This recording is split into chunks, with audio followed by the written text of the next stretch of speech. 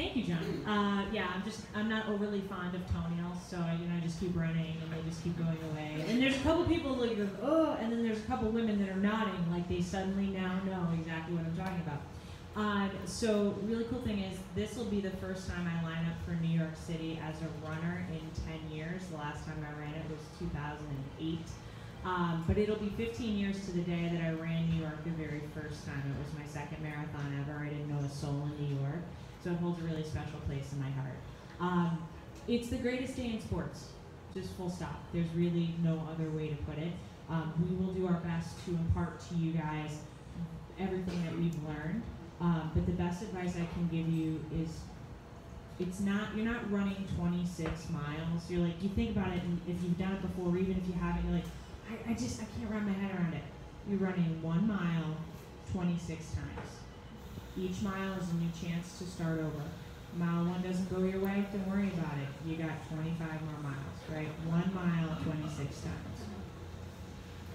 Michael? Hello. I was trying to figure out what I was going to say, and I just realized that this year, 2018, is actually, since Mary just talked about 10 years, I was like, oh, it's 20 years since I ran my very first marathon. And it was New York City, 1998, so I was 7 at the time. Now I'm 27, so. New York is a quite special race. I think it's an amazing race, especially if you live here. I've done this race so many times, both as an athlete as well as a coach.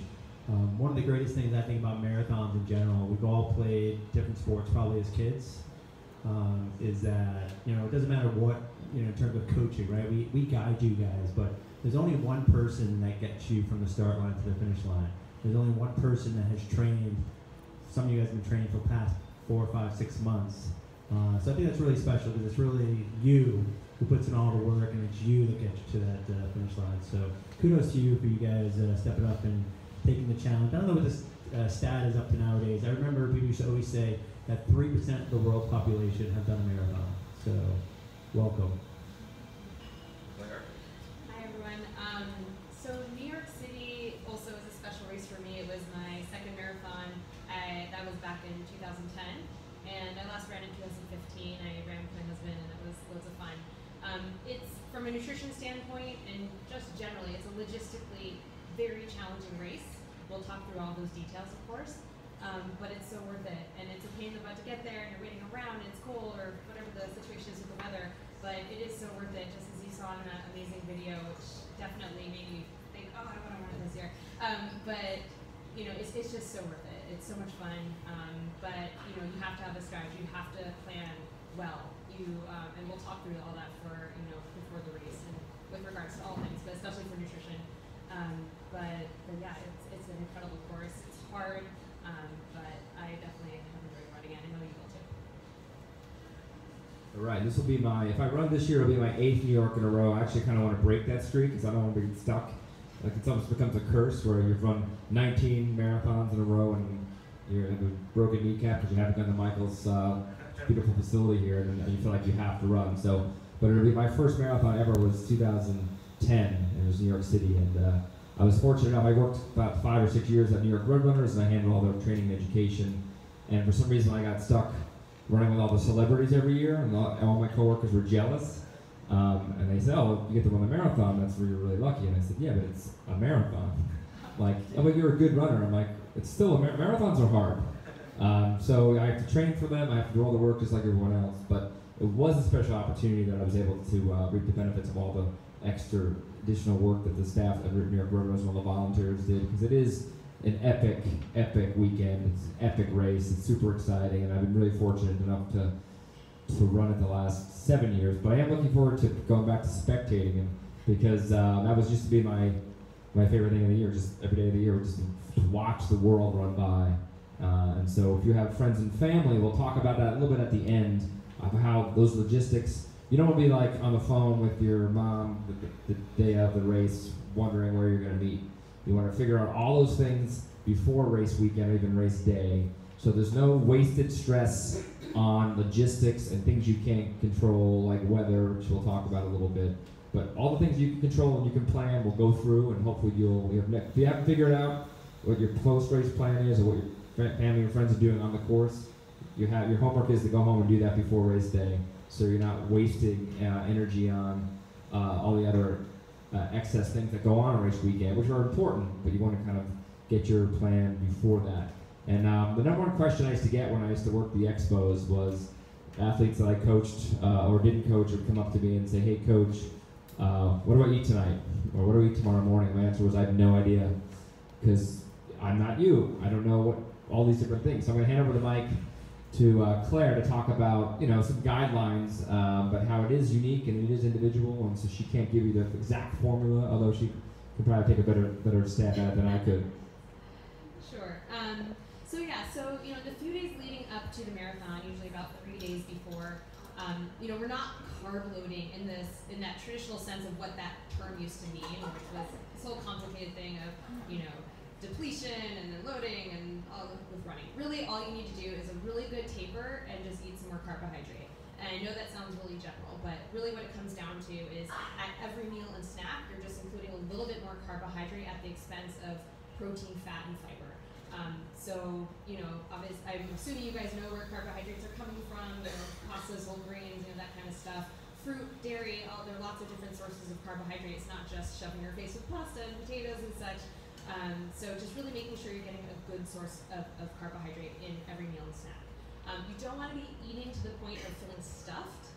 That's not what we're going for here. You're not necessarily eating more. Also keep in mind that you're going to be running less. The whole idea of a taper is volume is decreasing. So you might notice some appetite changes and all that kind of thing. You may notice a little bit of bloating or weight gain. That's normal. It's okay. If you gain a few pounds leading up to the race, you'll lose it on race day. It'll be fine. Don't stress about it. So just be aware those things are going on. In terms of like the day before, I recommend having usually for breakfast, I tell people, have whatever your normal pre-race breakfast is, which, has anyone practiced their pre-race breakfast? I hope you have. No? I really hope you by now, you've done your last long run. I really hope you have already practiced what you plan to have on race morning. If you haven't, you have another kind of longish run, I assume, this coming weekend, where you can practice that as well as the dinner that you plan to have the night before. You really have to train. You can train your gut just like you can train your muscles, and it's really important to practice and plan. And even if you guys are based here, and I assume maybe you're eating in your own kitchen, not necessarily going out in advance, you really want to think ahead, have your groceries already available. Again, taking the stress out of, just one less thing to think about. Have it all ready to go, like a few days in advance. But for that day before the race, maybe have your biggest meal at lunch or really an early dinner. Make sure you're not going to bed full. Again, you don't need to be stuffing your face with pasta. Pasta is a good option. It doesn't have to be the only option. Again, there are lots of different carbohydrate sources. But for dinner, I usually tell people, vegetables, don't worry about it. That's definitely optional. Protein's kind of optional too, but if you want to have a small amount, like 3-4 ounces of like a palm size of protein, that's fine. We're really going mostly for carbohydrate. In this case, this is an instance where you probably don't want to have a lot of fiber. So maybe if you are having pasta, you're just having plain pasta, not whole wheat. You're not going for super fibrous vegetables. You're not having like loads of beans. Now, I say all of this, and I have loads of clients who have salads and beans and all kinds of crazy stuff the night before a big race, and they are absolutely fine. So this is where it all comes down to the individual athlete. You have to know your stomach. And anyone with sensitive stomachs, you probably already know who you are. I am definitely one of them. And if you are sensitive to fiber and just generally have some sensitivities with regards to running and eating, then in those days leading up to the marathon, those two, maybe like at least 1 if not 2 days, start reducing your fiber intake. Just be a little bit aware of that. Not so much that you get backed up or feel uncomfortable, but you don't want to be stuffing your face with things that are making you not feel well. So at night, you're also including salts to stimulate thirst, getting those fluids in. Those are the things you really want to focus on. Should I talk about breakfast before the race as well? Okay. So race morning. This is where this race is, again, logistically challenging. You guys are going to be getting up really early, depending on what wave. I mean, especially if you're in a really later wave. I don't know if anyone here is in like wave 2, wave 3, or how many waves are there? 4? Yeah, I mean, the first wave is what, 9:50, and then it's 10:15. I mean, it's pretty late, and you guys are probably getting up at like 5 a.m., 5:30, whatever it is, making your way down there and then waiting around forever. So number 1, okay, you're not going to Staten Island and saying, oh, I'll just grab a bagel from the Dunkin' Donuts area. No. Just like you're not going to go on the race and be like, I'm just going to grab a gel at mile 17 while halfway there. You have to have your own thing ready to go. You have to have your own plan. Do not depend on anything else, okay? Just assume that something's going to go wrong and it's not going to be available to you. You're going to have your own breakfast ready to go. So this is where you can go a few ways. You can have a breakfast at home if you're the type of person who wakes up hungry or you just want to have it, in your own home. And then, but that might be a long time before race starts. So you would have to have something else after. So maybe you're bringing yourself a snack to have 1 or 2 hours before. Normally what we're doing is we're having 300 to 500 calories or so, mostly carbohydrate, before the race, roughly 2 to 4 hours before. Again, this comes down to what you've practiced in the individual. All right, so if you're having oatmeal with banana or a bagel and peanut butter or whatever your, waffles and syrup, whatever it is that you enjoy having, you could have it at home or you could wrap it up in a little container in a bag, in a Tupperware or whatever, and bring it with you. Personally, I make myself bananas and oatmeal. I put it in a little container, and then about 3 hours before, where I'm huddling, like in my little blankets or whatever, waiting for the race to start, I have my breakfast, and then I have a gel before the start. Again, that's just me. You guys have to figure out what works for you, but keep in mind that you probably will have to bring it with you. So, fueling maybe like 2 to 4 hours before, and then if you have a long period of time, maybe having a banana or some little carb-rich snack like one-ish hours before, 1 to 2 hours before, and then about 5 to 15 minutes before start, you can have a gel or sports drink or some very simple carbohydrate, something you can digest very quickly, and then you can get going and go into your fueling strategy. Along with fluids, of course. You want to be drinking plenty of fluids that morning as well. Okay? Great, and we will be taking questions at the end of this. So if you have questions, hold on to them. Next kind of topic, I'm going to give the mic to Micah. Just the logistics are tough here. So if you're used to getting up at 6 in the morning and having a little coffee and doing a little your stretch routine and watching the morning news and then going out for a run, you can control those things. Michael, tell us about, as far as, most people don't have to do a lot of running before the marathon. The pros actually might even run 2 or 3 miles and warm up because they're going to be running sub 5-minute miles. But a lot of us are standing around, waiting around. It might be chilly. The average temperature is low 50s typically race morning, which is actually good for running, but not good for standing around for 3 or 4 hours or sitting around. So explain warm up and how you might do that at the Fort Wadsworth area if you don't have a special tent, and then also in the crowds, which might be 30 to 45 minutes of kind of standing around. How do you warm up so when that cannon goes off, you're ready? I'll take a joke from one of my co-coaches at TFK. Sid Howard always says that the first 3 miles is your warm-up, right? So we don't have to do a lot beforehand. But I think mostly, for most of us that are in the crowds and waiting, depending, it could be 2, 3, 4 hours, depending on when you guys get there. Staying off your feet, doing some of the little things of staying warm, bringing a plastic bag to sit on. You're not going to waste a lot of energy moving around from corral to corral or from orange to green. I got friends here that I want to go visit, so it's really about keeping local. I know a lot of people will pack foam rollers and sticks and things of that nature, which is not a bad idea. Some people donate. I think everything that's there goes to local charities, so you could donate your roller to somebody. But it's not a bad product, especially if you're somebody that does have some current aches and pains that you're working out. It's a nice thing to have.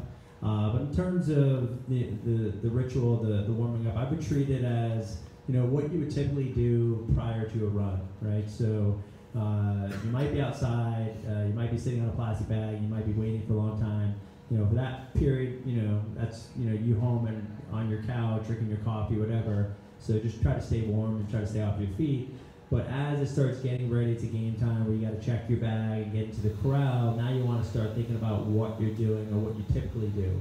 Hopefully you do some kind of warm-up to get your body ready for running. I know a lot of us kind of bypass the whole warm-up period, but we do have to do some active stretching, some active mobilization.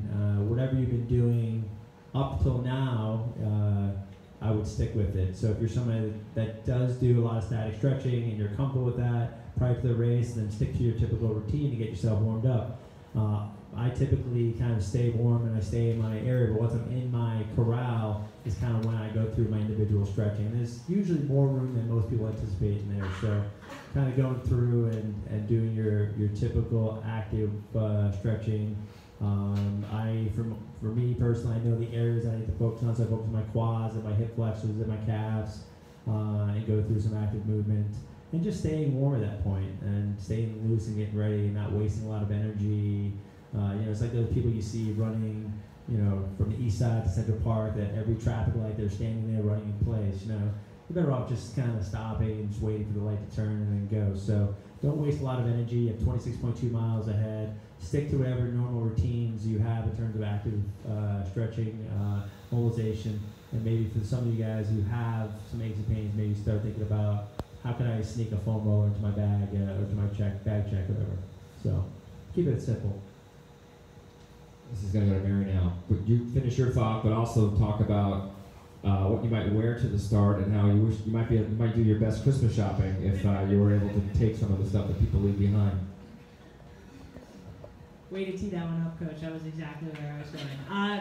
So one of the things, one of the peculiar little fun bits of information about New York City geography, particularly with Fort Wadsworth, is it's going to be 5 to 10 degrees colder there than anywhere else in the city. And it's typically going to be damp, which is where throwaway clothing, either purchased from the Salvation Army, scavenged from the bottom of your spouse's or significant other's drawer.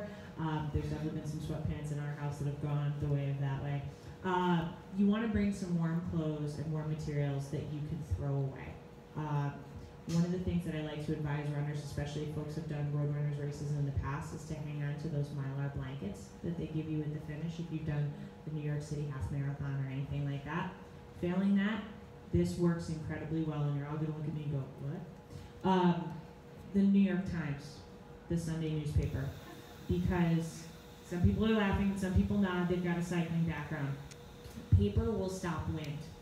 So you can read the newspaper while you're waiting, and if the wind kicks up, you put the paper in the front of your shirt, in your sleeves, over your arms. It's totally ecologically friendly. It's not going to mess with anything in terms of plastic bags are good to have, but you have something to keep yourself entertained, and if you're walking to the start and you're cold, you just put it in the front of your throwaway shirt and it'll block the wind. So something to think about there. Just keep in mind that you're going to be waiting for a while. It's probably going to be cold and damp. Another small pro tip that I will pass along for anybody who's ever had trouble with Raynaud's or issues with their hands or their circulation, a little bit of Vaseline on your hands or on your feet before you put your gloves or your socks on acts as an insulator, and it'll keep you a little bit warmer. See people writing down these. Yeah, and great. We're not trying to scare you with all this, but it's just more to be aware. And again, if it is damp, last year it started drizzling. For those who ran the Staten Island half, it was perfect weather. Actually, it was a little bit, maybe 10 degrees cooler would be perfect. But you don't want to be in wet shoes for 4 hours before your race and wet socks. So take one of your old pairs of shoes that you're done training and you've graduated to mowing the lawn. All of us who have lawns here in New York City.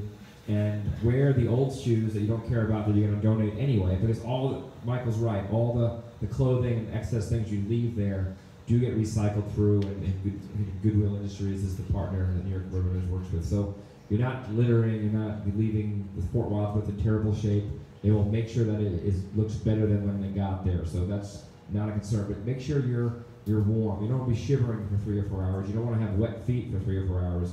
This way you can put your dry socks and shoes on right before you go into your corrals or right before they release the waves in order to get to the starting line. So, and once you get into your corral, depending on which wave, you might still be waiting an additional 25 to 45 minutes depending on what wait. So there's definitely lots of waiting, but really embrace that. It's part of the experience. We're all, unless you're in the pro VIP tent or your Tiki Barber who you saw or Kevin Hart, everyone's in the same boat. So just kind of embrace that, and it's part of New York, but don't be shivering.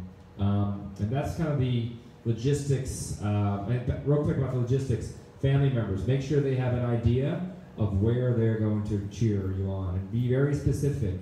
Don't say, oh, mile 17. Say the northwest corner of 76th and 1st, because there's lots of people out there on the course, which makes this course and race in this day so exciting. But You don't want to be worried about what everyone's doing. If your family members from out of town, give them to a friend or give them to another loved one that knows where they're going, so you're not getting 85 texts warning up and your batteries is getting depleted and you no longer could listen to your favorite song on mile 23, which we'll get to. So make sure you tell your friends and loved ones. Ask your coaches, ask your friends, ask your running clubs what to do as far as logistics, and then let them deal with it, because your mother-in-law is great, but you don't want her texting you over and over again. Where am I going to meet you?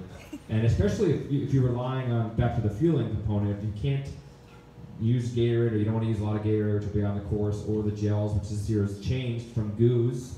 The product company GU is now changed to Gatorade Endurance Gels.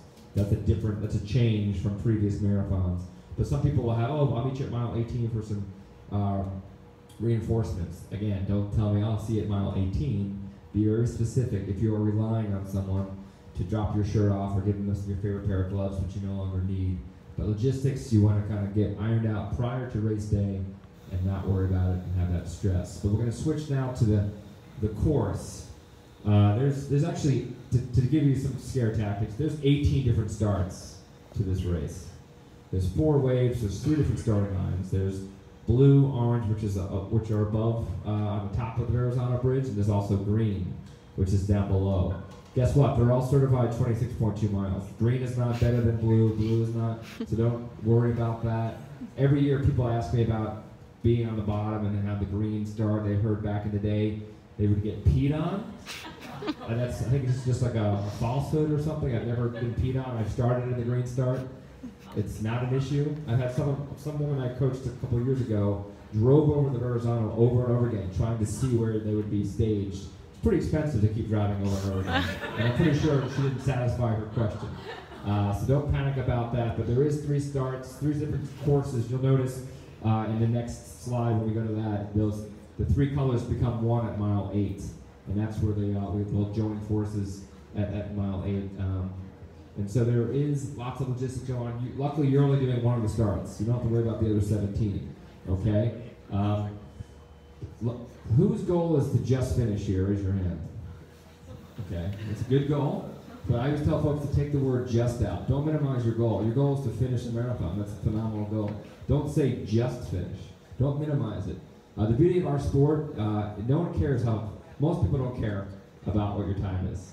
You finish the marathon, 1%, 3%, whatever, you have your medal, you're walking around the city that day or the next day, and people know exactly what that means. So whether you're Meb, who ran, who won New York and won Boston and medaled in the Olympics, personal record, everyone, it's the same language, regardless if you're 2:01, which is set in Berlin, or if you're running 8 hours. It's still a marathon. It's actually more impressive. I think 8 hours is probably more impressive than 2:01 to some degree. So, but pacing is really important. And for any marathon, first-time marathon, the number one advice I always hear people give is don't go out too fast. Marathon pace is not hard. Marathons are hard, and marathon pace is hard to do for 26.2 miles, but it should be very easy for a mile, 5K, 10K, halfway. Most of the day should be pretty enjoyable. It's going to get hard at some point, and hopefully that's a mile to go and not 10 miles to go. But you can really screw up your race by going out too fast. If you're training at 9-minute pace, and all of a sudden on race day you're running 8-minute pace, it's probably not going to end well for you.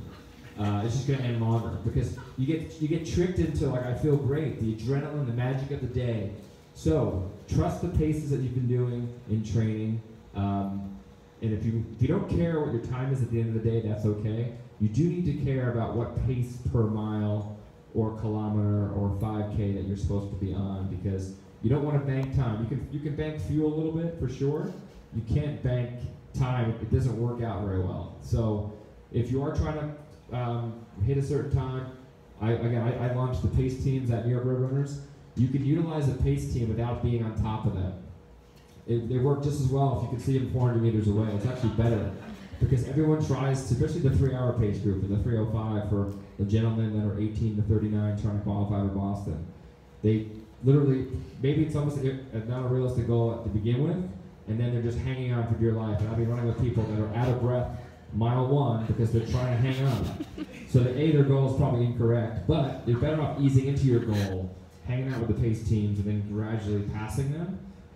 If you're using one of the pacers as a guide, and they're really good pacers. They're folks that give up their race to run slower because they need to be comfortable, because they need to be talking to you and giving you instructions. But you'll see it. There's packs of people that are like trying to touch the pacer at all times. The pacer doesn't need to fuel as much as you because they're not running as hard as you. And so they don't have to go to left or right as much as you do. And if you're right next to them and they're running in the center of the road, it makes it tougher to kind of get over to either side and then back to touching them again. So utilize the pacers. They're very friendly, but you do not have to be on top of them because you can see them sometimes from a half a mile away, and you're gradually passing them. In the beginning also, be careful because there's 3 different starts. So there might be a pacer from the green start that's maybe not as close to you. So I've been in races where I've passed 3 different 3:30 groups. So that's sometimes just to be aware that, depending on where you started and where you were, typically the pacer is doing a pretty good job, but there is that chance that they're going out too fast or too slow. So even they might screw up. So don't guarantee that they're going to do the best job, but more likely they will. But pacing is very important, and I just want to talk about the course a little bit. The steepest mile in the course is mile 1. That's, mile for mile, that's probably the toughest mile. You don't realize it because you're so excited to finally start after all these logistics and all this waiting around. It's just probably the most epic start in all sports. Mary alluded to being an epic event in all sports. This start is New York is blasting, a cannon goes off, there's helicopters flying around, there's NY fire department boats like spewing water from down below, beautiful views of the city. It's super exciting, so you can easily go out too fast because you don't realize it.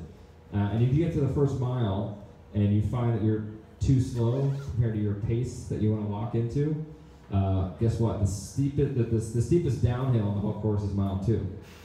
So in 2010, I think 2011 was my first job pacing. I paced Apollo Ono, and we ran a 9:07 first mile and a 7:20 second mile.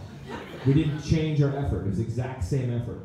So if you panic because you're a minute off your time out of the gates, like Mary said, you have 24 miles to go to make up for it, you get a lot of that back in mile 2. So the first split that you really care about is mile 2 to 3, because it's the first mile that's flat and I would say normal compared to this and then that. So again, pacing, curb down enthusiasm, especially in New York. GPS might be out of whack because there's 51,000 people trying to get that GPS signal. So if you're relying on it, just make sure you trust your effort in training. A lot of times our coaches will say, run by minutes, not miles, or just run by effort because the weather comes into play. But today, Marathon Sunday is so special that you don't want to ruin your race by going out too fast. If you should be running 8:30, run 8:30, don't run 7:30 just because you'd be surprised. You don't want to PR for 5K and 10K en route unless you've never run. Who's never run a race other than this marathon's going to be their first race ever? Right, so you can PR in the 5K and 10K because it's your first time through. But most people, it's something to avoid is don't run your best 5K because it's going to make the latter half of the race not so pleasant. And it's a great day. You don't want to be out there too long, and if you go out too fast, just bad things can happen. So that's just a little advice about the start. I'm going to kind of pass it down. Feel free to chime in just about 4th Avenue, which is mile 2 to 8, which is pretty flat, and we talk about the crowds and what you might, and fueling, when you want to start early, right? Yes. You do not want to delay any nutrition. So again, there are some different strategies. So if you had, let's say, a snack an hour before, and then you were starting, you didn't want to have a gel right before the start, you probably can get away with having, let's say you're taking gels roughly every 30 minutes or 45 minutes. You can have your first fueling 30 or 45 minutes in and then go from there. I recommend that, especially for a race like New York, because I hear all the time, they're like, oh, I take a gel every 6 miles or so. Don't go by miles. Your miles are not going to be run equally in this race. It is not a flat course. And, maybe in something like Chicago, you pace beautifully, fine. But in a race like this, chances are your miles will not be run equally in minutes. So go by time. What the guideline is stating for most people, we're aiming for about 30 to 60 grams of carbohydrate per hour. Now, some people we can go even up to 90. It's really about individual tolerance and what you can absorb. But for a race of about 2 to 4 hours, it's usually about 30 to 60 grams of carbs. Now, what does that mean? A gel is roughly 25-ish, 27, maybe up to 30 grams. So usually that means for most people, it's a gel per 30 to 45 minutes. If you're taking a gel once every hour, that's probably not going to be enough unless you're a very small person. Okay. So, and also keep in mind that the harder that you're pushing, so if you go out too fast, you're burning through those carb stores more quickly. So you're more likely to crash and burn later. You want to fuel early and consistently. So again, you want to practice this nutrition strategy throughout training and really stick to it. Of course, we're always flexible. Maybe you're not feeling well, something's not right, whatever. But you have a plan, and that's what's important, and you remain flexible as you need. Now, keep in mind, the first aid station is mile 3. Oh, sorry. The first aid station is mile 3, so which is fine. So maybe while you're waiting in the corrals, you have a little bottle of water, sports drink, whatever you prefer. You're taking in some fluid beforehand. So and if you're drinking, say like 12 ounces or 10 ounces or whatever you're taking in immediately before, I know everyone's concerned about having to go pee and that nervous energy. You're just gonna that fluid's gonna be absorbed. It's gonna take a while to get to your bladder. Don't worry about it. Take little sips. Stay hydrated. Again, make sure that whole process of hydration is happening the day before, the morning of. You're not leaving it to the last minute. And just keep in mind, in terms of aid stations, every mile has Gatorade and water. Apparently, they don't have Gatorade at mile 17. That's where the gels are. Again, I don't know if anyone's trained with the Gatorade endurance gel or whatever it's called, but it's only offered once on the course. So you obviously need to figure out how you're going to carry the rest of your gels. So make sure that I assume that you've already practiced this. If not, this weekend, again, in your next run, carry everything that you plan to carry with you. If you're going to be a 4 or 5 hour marathoner, you're going to have a lot of gels on you. Or if you're the person that needs to fuel every 30 minutes, you're going to be carrying a lot of gels. So, as John mentioned, maybe you have a friend or family member who's going to give you some extra gels, whatever the case may be. Just have a plan, figure it out, make sure it's comfortable, and it works for you. And then in terms of fluids, making sure that you're sipping regularly. In those little cups they give you, maybe it has like 2 to 4 ounces of fluid or 2 to 5 ounces. You're likely not getting all of that. It's spilling all over your shoes, the person next to you, whatever. I'm sure, I don't know if you guys are practiced, you can kind of squeeze it a little bit, and so that's like kind of like pointed and kind of get into your mouth. But chances are, if you're not getting that much fluid in at every aid station, especially if you're not stopping at every aid station, you may not be getting enough fluid in. One thing you can do is measure your sweat rate. I don't know has anyone done a sweat test before? No? And so you're basically, say you go for an hour run, you take your weight before and after, you keep track of any fluid, ounces of fluid that you consume during the run, and for every pound you lose, that equates to about 2 cups or 16 ounces of fluid lost. And that needs to be repleted at 100%. So we kind of calculate that rate. If you guys have any questions, you can come up to me afterwards. I can help you kind of figure that out a little bit, or you can email me. But if you don't know what your sweat rate is, a good amount just to kind of ballpark it is if you're taking in about 6 ounces every 15 minutes or so not quite 2 miles, but depending on how fast you are. So, you have to get a fair amount of fluid in. Also salts. So it's fluids, salts, and carbs. Those are the 3 things you guys need to start getting in immediately or as soon as possible when you're running and have a plan about. For salts, the most that we're losing is sodium. Okay, it's in your sports products that you're taking. If you're a really heavy sweater, you're getting all crusty, you're losing tons of sweat, you might need salt pills or some additional salt source. So again, that's just something you want to start thinking about and hopefully you've already trained with. So those are the 3 things that we're really trying to take in to make sure that you feel good throughout the race. It's a combination of pacing well, obviously training well, and then getting that nutrition in to make sure you're not suffering. Because as John was saying, that this should be fairly comfortable. You shouldn't feel so good and flying through and then suddenly you crash and burn at mile 20. This wall does not have to exist. It really doesn't. If you train well, you pace well, and you feel well, you go right through it at mile 20. You'll be fine. We can probably go to the next slide, which is a different version. We didn't want to put this up right away because it's pretty intense and there's all subway maps. That's for your friends and family. But don't squint to try to look at this. This is on the website. But you do see the 3 starts, how it's green, orange, and blue. Green is a little bit different path. It enters, it joins blue and orange at 5K, and then from 5K all the way to to mile 8, which is the Brooklyn Academy of Music, and the Williamsburg Savings Bank, which is a big landmark to see the last from like 6 to 8. So just we'll kind of get through the course a little bit. Whatever you want to talk about that's, a 4th Avenue and on that's interesting. I think a lot of people go into this race, kind of going back to what John was talking about, more about effort, being consistent and efficient. As this race particularly is very, very crowded. Unless you're running probably a sub 3-hour marathon, the crowds that you typically experience in the beginning will be with you all the way to the end. There's always people like, well, who am I going to run with? I need to find, there's going to be 51,000 people on the course to run with. You'll find somebody that you can run with, I promise you that.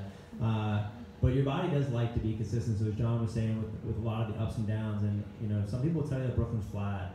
I would tell you it's not. I think there's a lot of really minor rolling hills throughout, so 1 mile might be a little bit slow, one might be a little bit fast. That's exactly how you want it to be, because your energy system's going to be more efficient that way than a lot of people going up the Queens. I won't go that far. Let's go back to mile 13 up the Pulaski. It's a steep hill, so those people that are breathing really heavy, those are the people that you're going to pass within the next mile or two. So be efficient throughout that part of the course, especially. John was saying about holding back. I can't tell you the number of people that have told me, Coach, I PR'd at the half marathon. Well, how did the second half go? Well, it was like 2.5 hours. So you don't want to have an hour to an hour and a half positive split. So be efficient. When it is crowded, don't be that person that zigzags. Really quickly, a story about that. A client of mine got cut off because she was zigzagging, tripped on somebody's foot, races over at mile point something. So bloody knee. So if you're not saving any time, you're wasting a lot of energy, and the risk of injury or trauma goes up. So be smart. That's a really good point, and you're actually just adding distance if you're cutting back and forth. From miles 2 to 8, as Coach had mentioned, the starts are pretty much one on either side of 4th Avenue. So if you are running and you're like, I really want to catch the 4-hour pace group leader, and you see the 4-hour pace group leader go by on the other side, please don't try to jump over the median. Just don't. It's not your pace group leader. It's okay. Just let them go. The other thing that I would say about Brooklyn, and this is to Michael's point, it gets extremely crowded at mile 8. You're going to make a very hard right-hand turn by the Brooklyn Academy of Music, which is lovely, and then you're going to find that all of a sudden 3/4 of the street is gone, because you go from a very, very wide avenue to a fairly narrow street. And it's going to get pretty crowded pretty quickly. Just be patient, stick with it. If your mile split from 8 to 9 is a lot slower than you anticipated, that's okay, because the Baptist church that's on the western corner of the street has a beautiful choir. They'll be out there singing, and every year the guy that lives across the street tries to beat them with his stereo system. So you'll have this fantastic, I'm not joking, that was my first memory of the New York City Marathon, was a gorgeous spiritual and the Humpty Dance across the street. So enjoy the moment. And if you're really nervous, just kind of get on the yellow line in the middle of the road and just hang out there. Don't worry about passing people, because it will stretch out a little bit on the Pulaski and then on the Queensboro, and you'll have a little more space. Yeah, so you spend the most time on the course in Brooklyn from miles 2 to just about 13. So I know Staten Island, you're there a lot, but it's not a lot of the course. You do spend the second majority of the time in actually Manhattan. But yeah, there's definitely things to, you should be enjoying yourself that first half. You do want to, ideally, negative split effort. Negative split is basically running the second half faster. It's a little trickier to do because there's more elevation gained, ups and downs with a lot of the bridges. Not Verrazano, it's obviously a mile long. But the second half is probably technically tougher. But it doesn't mean you can't negative split it effort, or even actually do negative split where your second half is faster. It ideally will be a little less congested, especially when First Avenue gets back to being wide again. But it is kind of nice to kind of pass the time, not so focused on your watch every step of the way. If you have a GPS, don't look at it the whole time, it'll bounce around. I usually do old school still with the splits, or every mile split. Mile splits are pretty accurate. It's been the same course for a number of years. Although I think Staten Island I just ran, I feel like one split was way long and one split was way short. So you never know. It doesn't mean it's don't freak out if you have something that's off. There's probably a reason for it. But read the signs on people's shirts. Everyone's running for different causes. My favorite sign, usually I don't know if it's every year, but coming off the Verrazano Bridge, there was a sign that said, "I'm gonna curse, but I'm quoting." So if you're worried about cursing with earmuffs, this guy had a sign that says, "Get the fuck out of Brooklyn."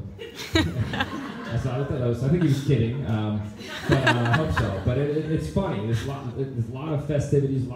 There's actually 130 official bands on the course.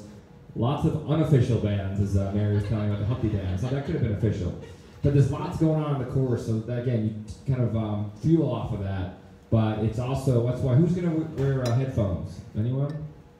That go-to song, and when the demons are creeping in, yeah, that's okay. Just make sure you're aware of your surroundings. Maybe have one headphone in, one out, because you do want to enjoy and fuel off of the energy of the day. There's definitely lots of sounds and noises and things going on that you don't want to tune out. Now, sometimes you do want to tune out because it gets really loud and pretty crazy on certain parts of the course, and you can get too carried away. So if it's overwhelming and you want to put your headphones on and take a little break, that's fine. But it's definitely something to kind of manage the course. There's lots to see out there.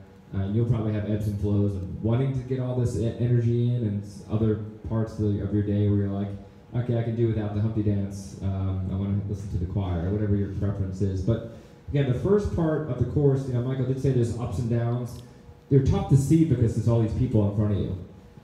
Some of the videos showed some great footage of the masses and the sea of people. Mary was talking about 8 to 9. I ran it the other day.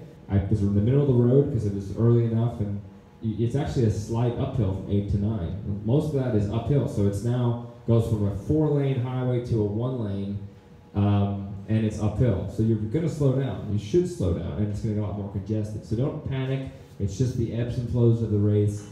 Sometimes it's going to be really crowded. Other times you'll have some more freedom. Just take it as it comes and don't stress about it. Everyone talks about how hilly New York is. It's actually not as hilly as people make it seem. The hills are mainly the bridges. I mean, obviously First Avenue and Fifth Avenue we'll talk about. But as far as major inclines that you'll notice, I think it's the Verrazano Bridge.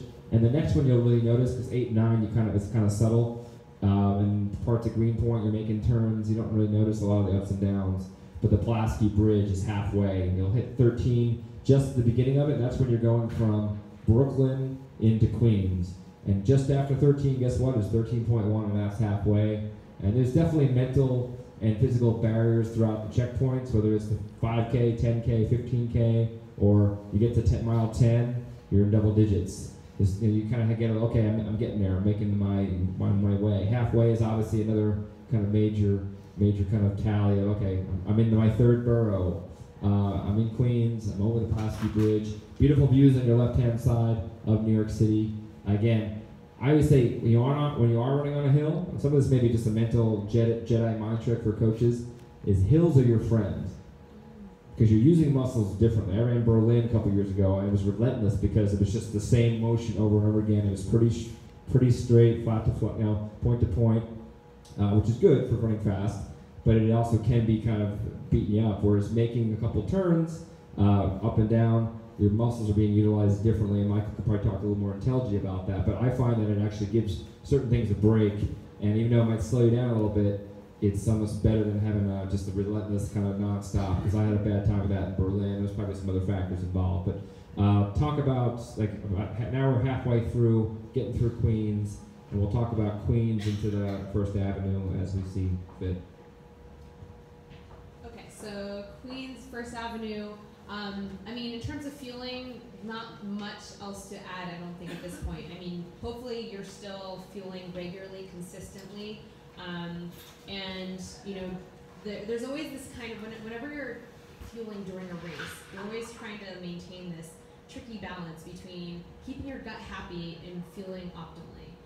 So there's tons of research behind getting enough carbohydrate in to really, support your performance and reach your full potential. We know that carbohydrate helps performance, but at the same time, if you're consuming too much, depending on what your tolerance is, you can get GI upset. So, especially if you're consuming, sports drink and chews and gels, if you're mixing and matching, or maybe, you decided randomly to grab a banana from a spectator. So, which brings me to the point of, if you haven't tried something in training, race day is not the time to try it. Just be really careful with things that are being handed out, especially by people who are not part of an official aid station. You just, those orange slices may look enticing, but and I mean, you're probably fine, but maybe that's not the thing you want to try when you haven't tried that before. Now, of course, I believe fruit is offered later on, so that's a different story. But again, if you haven't practiced it, now is not the time to do so. So just staying consistent, keeping on track. Again, as we talked about, if something is different, you have to adjust and be flexible. If the weather's different, things are going wrong, your stomach's upset, whatever, great, adjust. You have to be flexible. But otherwise, just stick to your plan, trust in your plan, trust in your training, and just keep on going. The 59th Street Bridge. Oh, sorry. Yeah. The 59th Street Bridge. It's Claire said it sucks. It's a very kind of somber, quiet mile. It's probably the quietest mile on the entire course. There's not a lot of crowd support other than zero.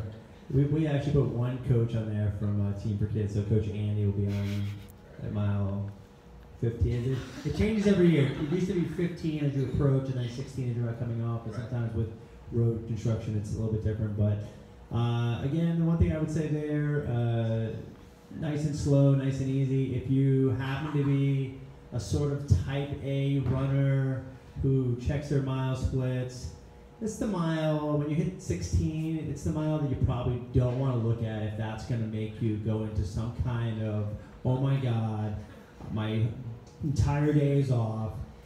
You could be, if not 30 seconds a minute slower that mile.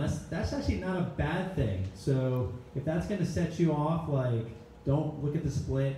It's mentally just kind of start to gear off the crowd as you're approaching the top and going into Manhattan. Don't get too carried away. It's another spot that people often get carried away going into First Avenue, because you really hear the roar of the crowd and you're still on the bridge and you still have maybe a half mile to go and then you start descending. So just be mindful that having a slow mile 16 split is actually, in my book, is a good thing. Going back, John talked about GPS a little bit. A lot of people love to run with their watches on auto split and then complain about how the mile markers were significantly off because their watch is going off here, but the mile marker's up there. It's not that hard to switch it over to manual split, and it's something to kind of give yourself, if you do want to look at splits, to make sure that you're being consistent effort-wise, to turn it off to a auto or a manual split. I hear that every marathon, my watch is going off, so I actually ran 27 point something miles. You didn't, because it's a certified course, you ran 26.2 miles. There's 51,000 other people around, the GPS is off, yada yada, what are the excuses? But yeah, that's all. I mean, be smart on the 59th Street Bridge. It's a pivotal part. Often you hear people say that's where the race begins, so enjoy it. First Avenue, Absolutely. One thing that I have found about the 59th Street Bridge, especially with the advent of iPhone in the last 10 years, everybody and their brother wants to take a selfie on the bridge. Everybody. So if you have been running on the left-hand side of the course, beware of people stopping with no warning. No warning at all. This may extend, if you're looking at the 3 lanes of traffic that are inbound, it may extend all the way over to the 2nd lane of traffic. Just be cognizant of the fact that people will just stop, and you probably need to keep a sharp eye. Having driven over the bridge relatively recently, there's been some pothole work that's been done too, but just kind of watch your footing, heads up.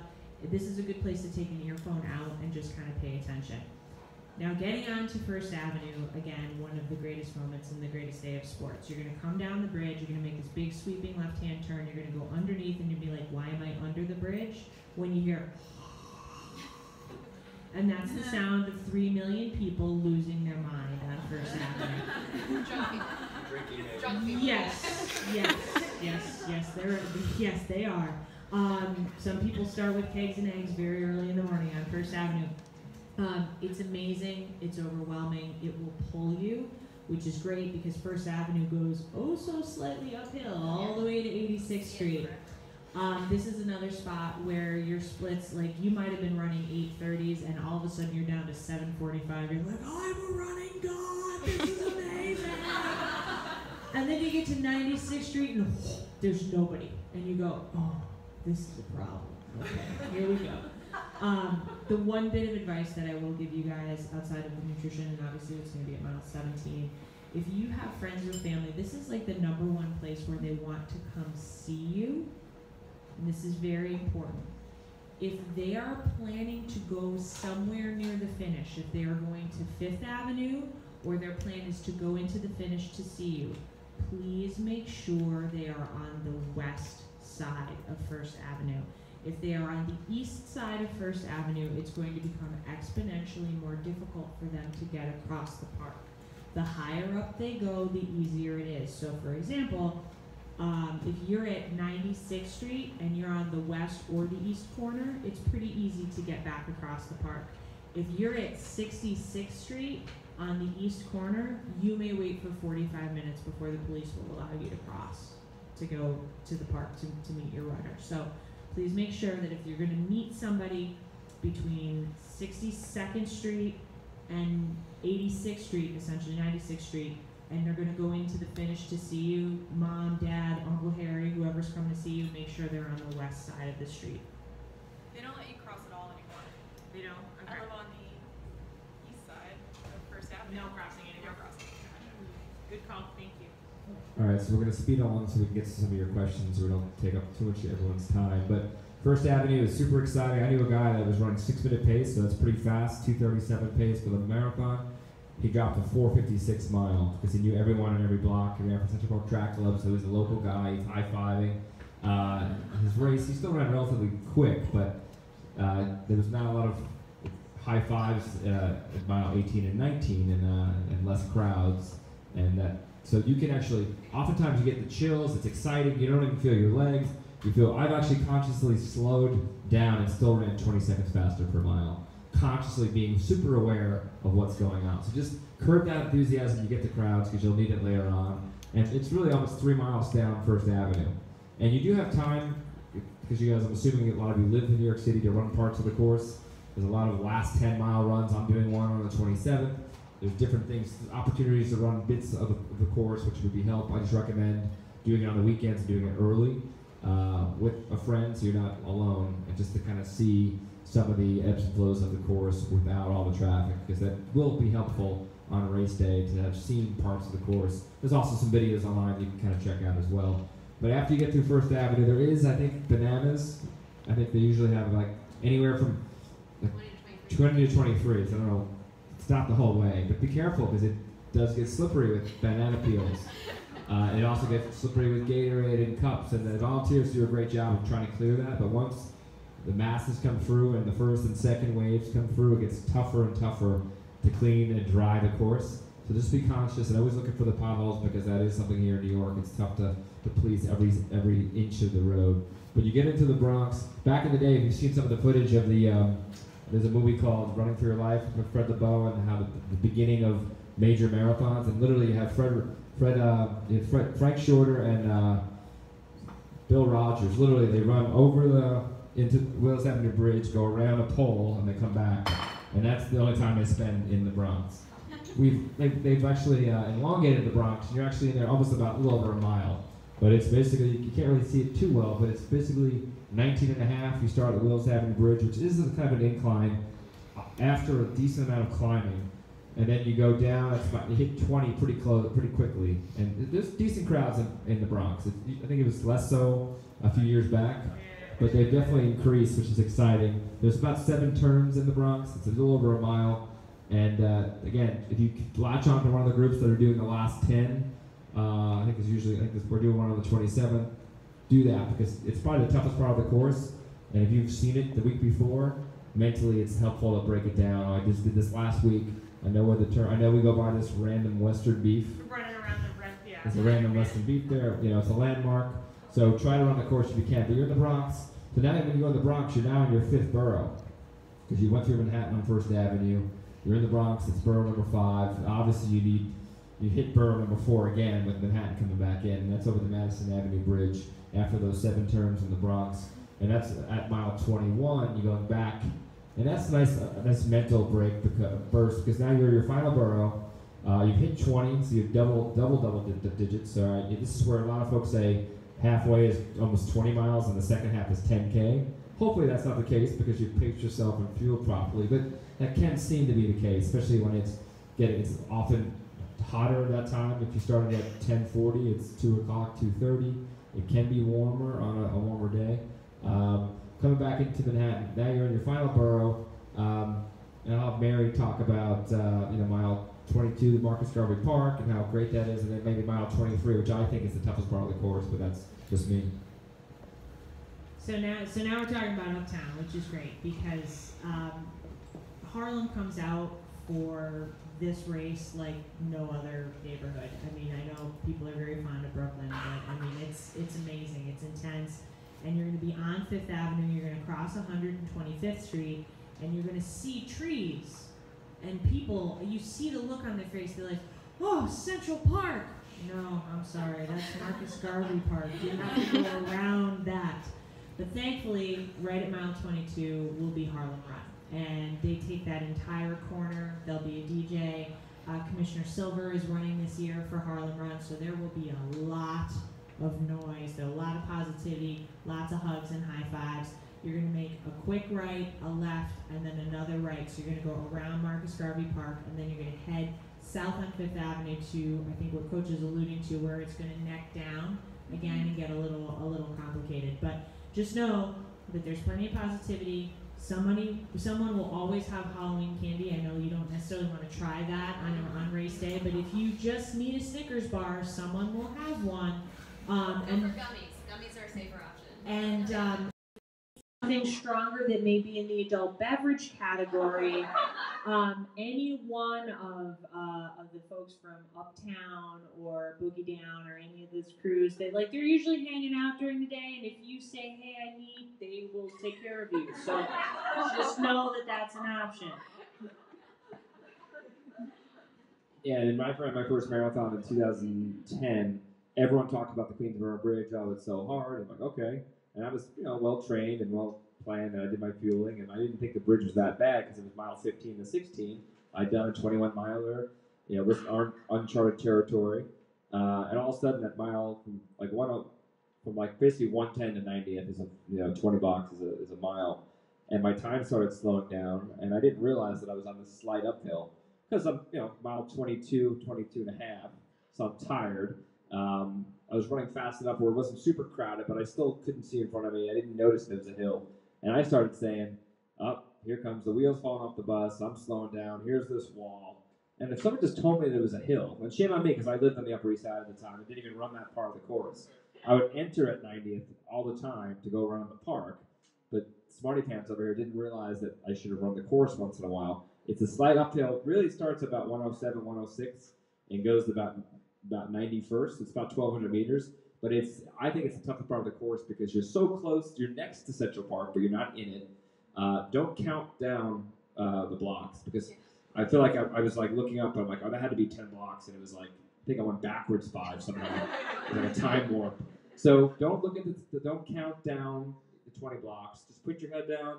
Realize your time will slow. Keep that effort the same. Last year, me and my wife were expecting our first child. It was a week away, so I was running with a Carly Kloss, the model, and this is where I almost became the zero versus the hero, where I would have missed the birth of my first child because I was hanging out with a supermodel. Luckily, at mile 23 is where Mount Sinai is. That's where we were going to give birth a week later. Luckily, the baby didn't come that week, and I was okay and didn't get in trouble. But there's a hospital there, I guess, if you need it. But luckily, I didn't need it last year. But it is a tough part of the course that I don't think many people talked about before I ran. So when I do course strategies, I harp on how tough I thought that was. Hopefully it scares you enough to realize that, that wasn't too bad. John was just, having a bad day. But mile 23 is typically tougher than mile 15, even though Queensboro Bridge is a nice uphill. Just be aware that if you're really tired, it's because you're at mile 23 and there's a subtle uphill. But you do have a burst of energy at 90th because you get in the park, And even though you exit the park at 25, you still, it almost doesn't count because you're hugging the park still. You have just inside the park, you hit 24, and then you have just over 2 miles to go. You're beautiful downhill, and you're probably going to finish if you're at 24, if you're crawling on hands and knees. I know there's a charity. Is there a charity spot there, Team for Kids? Are they there? Kids at like 24, yeah. Let's talk about the last couple miles. Yeah, so coming to the park, I mean, you feel like you're home. I mean, that's where a lot of us train at Manhattan, or that's where all the New York Road races tend to be. So you do have to. You said you love the downhills. I tend to, depending on the year, the quads can be somewhat shot at that point. So having that east side at mile 23, 24 inside Central Park. And then you come down to that, we just did it the other day with Team for Kids. We did the last few miles, and we came down 59th Street and exited there on Central Park South. And I had everybody stop and just look from that exit at 59th Street and looked west. And I had them run, I just had them stop for just a second to look, because it actually looks fairly close on this past Saturday. They're like, yeah, it's right there. I can see the building. Again, it's one of those marathon things where now they look like they've moved Columbus Circle miles and miles, and you can count like, all right, just get to 6th Avenue, and you're still running and you're not at 6th Avenue yet, and then you find 7th Avenue and you get there, but you start to hear the noise of the finish, and I don't know if you want to go on to the finish, and Yeah, go. just that's where it starts to come together, and there's a lot of emotions and a lot of tears, the joyous tears for the most part. It is, again, a slight uphill, because why not? As you approach Tavern Green and you finish there, but they give you the countdown of the 4, the 3, the 200 meters. But again, that's the way I think it keeps me running as an athlete, and more so as a coach, because that's where I think athletes really realize, like, holy shit, I just ran a marathon. So it's a pretty cool part of the course, and the crowds at that point are unbelievable. So again, amazing day, amazing course. Enjoyed the finish. I don't know if we can go right into talking about the agonizing after, the death march after. I mean, just to put a plug in there for Team for Kids. If you do join Team for Kids, you get to go right into Cherry Fountain and exit Central Park, but that's another thing. So. You want to talk about the finish and then just all that? So, have a plan for your finish. Talk to your friends and family ahead of time. Be really specific about where you're going to meet. Now, you guys all had to make a choice in terms of baggage selection, right? Some of you guys picked ponchos. Some of you guys picked baggage. Just know that if you're going to pick up your baggage, you're going to feel like you're walking to Connecticut. You're not actually going to Connecticut. You're not even going to get to 80th Street, but it's going to feel like Connecticut. Just know that it's going to be the slowest walk. As New Yorkers we have that sort of sidewalk rage when somebody gets out of the subway and immediately opens the map and starts walking very slowly. That's what it's going to feel like. I want there to be no surprise on race day. But it's going to be a very tight sort of finish or shoot as you're walking to get your bags. You get your bags, you get your ponchos, you're going to exit the park. Again, be very specific about where you want to meet your friends. If at all possible, pick an actual location. I like to use the Emerald Inn, which is on West 72nd Street. It's on the other side of Broadway. It's a nice big ground floor pub. It's easy to get in and get out of, but be very specific. If you say, I will meet you at the coffee shop on Columbus Avenue, there are 17 choices within 10 blocks. So be very specific about where you're going to meet folks, and have a plan for how you're going to get back to the house, if you've got friends staying with you. But again, work through that. You've got 2.5 weeks now to kind of work through that and talk to folks. And if at all possible, put a friend or a family member in charge of that. I call them catchers, right? Like, you just ran the race, you want to be done. The last thing you want to do is figure out where Uncle Harry left the car, okay? Put somebody else in charge of that. Outsource it. You will not be disappointed. Say something about the finish line photo. This is something that's going to hang on your mantle for years. My parents still have my first marathon finish on the piano. I'm just going to tell you, There's timing chips. There's no reason for your finish line photo to look like this.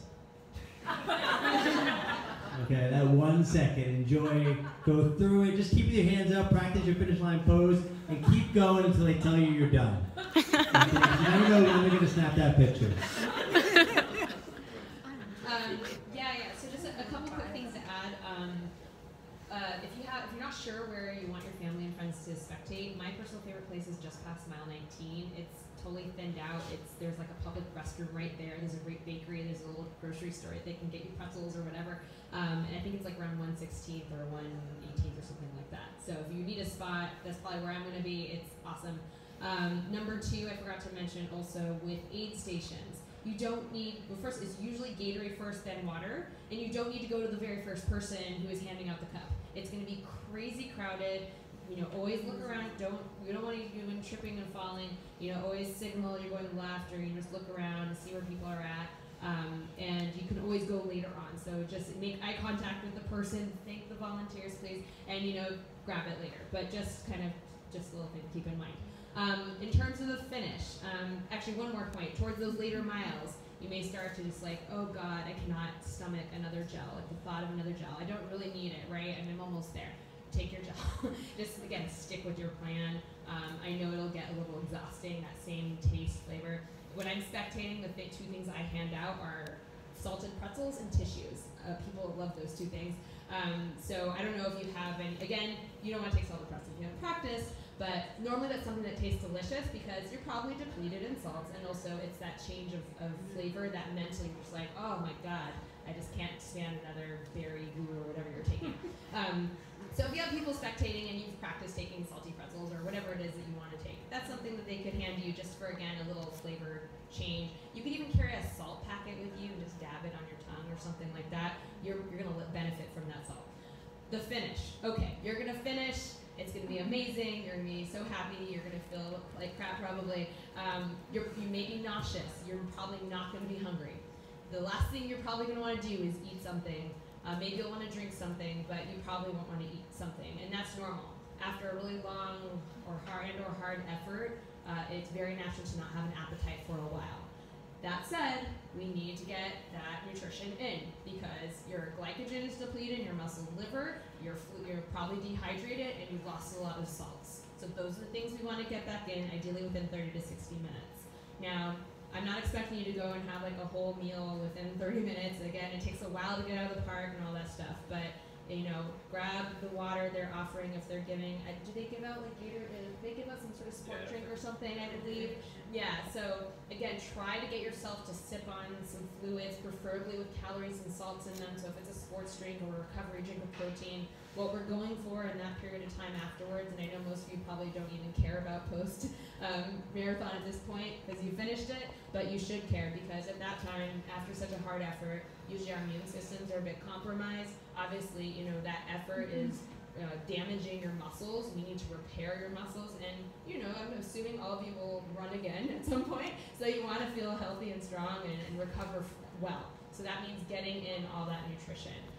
So again, try to sip on something, eat something, and then what we're aiming for is at least 15 to 25 grams of protein, ideally within an hour, and then usually it's half your body weight in pounds and grams of carbohydrate. It's just a normal meal, really, but again, if it's some sort of recovery drink or you're able to grab a smoothie or whatever it is that you can get your hands on and you can stomach, just do your best. Try to get some real food in you as soon as you can. How about beer? Beer has carbohydrates, and that counts too, and that's absolutely fine.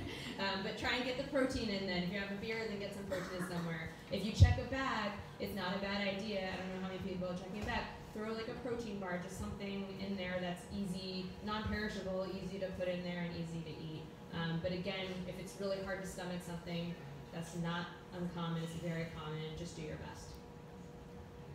And then we do want to get to some questions now. If you do have to leave, we won't be offended that you have to go off and hang out with your children or get your homework done or whatever it is. But if you have a question, raise your hand and then scream it to us so we can answer it. How early before your start do you advise getting on the ferry? How early before the start do you advise getting on the ferry? New York Rivers will scare you and say you have to get there at 4 o'clock in the morning. You're going to get to the ferry. I would say 2 hours minimum, 2.5. You don't always catch the first one. They give you assigned time to get there. Yeah, mine's 4 hours early. So You probably could cheat a little bit and go later, but you don't want to be panicked. So, yes. I was in the first wave last year, and I took the last ferry, and I almost missed the start of the race. So I actually wanted to catch my crowd. So don't do that. In between 4 hours and 1 hour, there is a scare tactic involved. So if you're in the ferry, to be honest, and you try to get on the buses, they're probably going to take you. I've never heard stories where the ferry wouldn't take me because my whatever bibs. But try to adhere to what they advise. They can't have 51,000 people all take the ferry or all take the Midtown buses or all get dropped off. So it's just trying to mobilize the folks. Just something to keep in mind. Just something to keep in mind. They're going to call you into your start 40 minutes before you start. So just use that as a backup. So if you know your start time is 11 a.m., you back that up. You're like, okay, so I have to be in position to make this move at this time. That'll probably give you the most information to work with. I'd say 2 hours ahead would probably be fine. Yes. For people who aren't involved in a group, what is available at the start? The question is, for those who are part of a group, what is available at the start? What's that? Yeah, not in a group. Not a group. Not in a group. Okay, yeah. So, Register. yeah, so every there's the orange, green, and blue village, which typically will match your bib. Although you can, if you are looking to run with a friend, which doesn't answer your question yet, you can go back and start behind you can go in the third wave if you want. You can't move up. So that's one thing that I get, it's a common question. You can't move up and get in the first wave because it's going to be cooler than wave 4, but you can go back and that you can switch corrals for start villages as long as it's a higher number. There is water, there's coffee, there's Gatorade, there's gels, the bagels, there's There'll be a stage with entertainment in each village, and there'll also be a runner's tent in each village. If it's windy and you are cold even with your stuff, just figure out what side the wind isn't on and sit next to the tent, and you'll be more comfortable. But there's this, essentially every single village is set up with entertainment, bathrooms, food, coffee. I advise getting to the coffee early because that stuff will be gone quickly. But other There's also than that, religious services if you need that. There's also medical there if you need that. So there's things to do. And also make new friends. If you're not with a group, it's the friendliest day in New York City. You just, hey, where are you from? And you're all in it together. If you're all shivering, you can huddle together and borrow someone's extra newspaper if you didn't bring yours or whatever the case is. You're sweating because you have your hot pink jumpsuit from 1983 that you don't need it, but your friend over here is shivering. You can help each other out. Be good neighbors.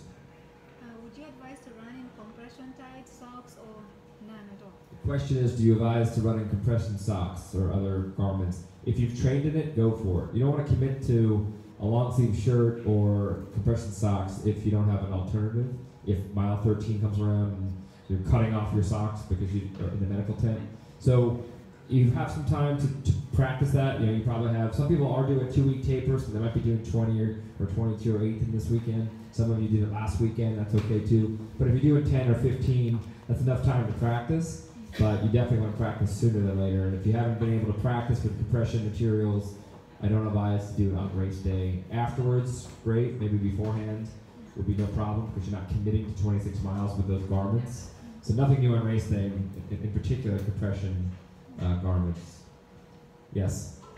If you're doing an 8-minute split on a half marathon, what should you be doing on a full marathon? Question is, if you run 8-minute pace for a half marathon, what you should be doing for a full marathon.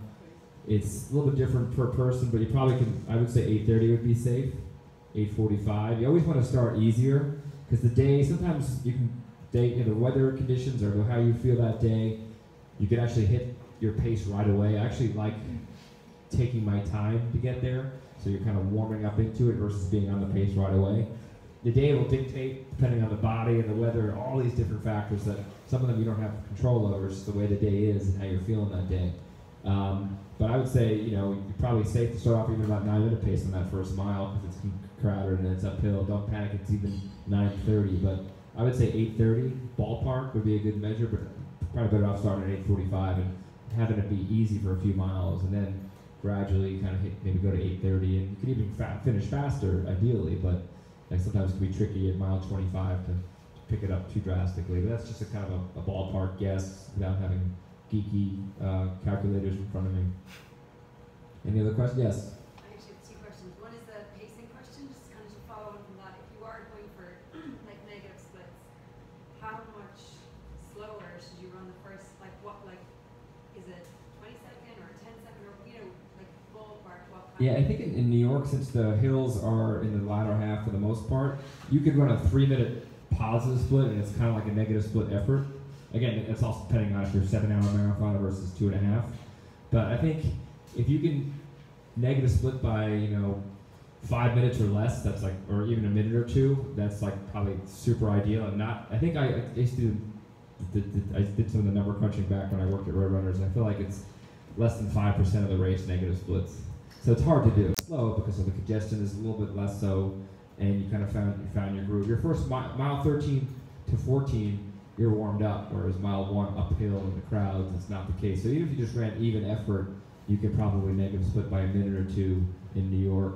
But again, it can be tricky because typically you're starting to slow the last 2 to 3 or 4 or 5 miles, ideally not before then. But that's just like, if you don't negative split, doesn't mean you didn't run. You still ran well. You just don't want to positive split 15, 20 minutes because that gets painful. And your second question? Sorry, the second question is about nutrition. I have like found a gel that actually doesn't discourage me. It's great, but there's very little salt in it. There's like less than a gram of salt per sachet. I don't know how much the others have more. So I haven't practiced running with salt, and I wouldn't say I'm like a really salty sweater, but I'm just wondering for my last few long runs, is that something you should do? And if so, what should you add? Like people talk about salt and stuff. I don't know. Yeah, well, I mean, have you felt good in your long runs running on the gels? Variable. Yeah. Okay. I mean, yeah, you can experiment with salt pills or taking. Well, I guess you're not going to be carrying a bottle with you, are you? You're just going to be doing like aid station type stuff. Yeah, I mean, there are various products out there, and you could try. I would say you could do even like actual salt packets. Like if you have like one of those little, you would want to practice this, of course. But like little jewelry bags or dime bags, whatever those, like tiny little plastic bags. You can put like little restaurant salt packets and like takeout salt packets, and that way they won't get soggy because you're gonna sweat and look gross. So you can put that in your pocket and like try pouring it out, just dab a little bit and see if it tastes good. When it comes to salt, if you taste it and you're like, that's delicious, again, with the example of like a pretzel, you're like, oh, that tastes really good, you need the salt. If you're unsure, you probably still need the salt. The worst that's going to happen with salt is you might be, if you take too much on, is you might feel a little nauseous. Obviously it's not good, but it'll pass. So, but most people are not getting enough in. So yeah, you can try practicing that this weekend and see if something like that works for you. But if you felt pretty good, yeah, I don't know. This is one of the things that everyone's sweat rate, salt, what their sodium needs are, it's incredibly different and variable, so you just have to kind of keep practicing it. Go to you and then you.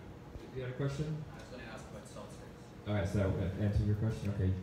I had a question about security right before the race. Like we get off the ferry, and what happens? So we just rush to a big security line. Yeah. So actually, I've never taken the ferry, but I've taken the ferry. So you take a shuttle after the ferry. You take a shuttle, yeah. And keep in mind, by the way, with the ferry, is you may not get the first ferry that you get to. The last race I did was 2015, and I didn't take the ferry my first race. And it's so crowded, and everyone's pushing, and you're kind of just like, like just smacks our knees. I mean, that is, we don't wave to that year.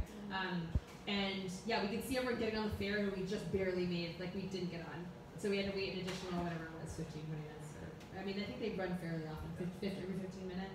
But, so again, just don't leave it too close. Give yourself plenty of time. The last thing you need is more stress on race day. You're already going to be nervous.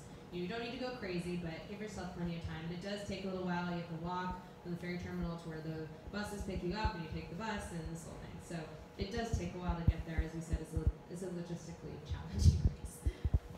So, and to answer your, no problem. So the security checkpoint is when you get off the shuttle buses. So you're going to get off the shuttle buses, and there'll be different security starts based on the color wave that you're there's blue, orange, and green.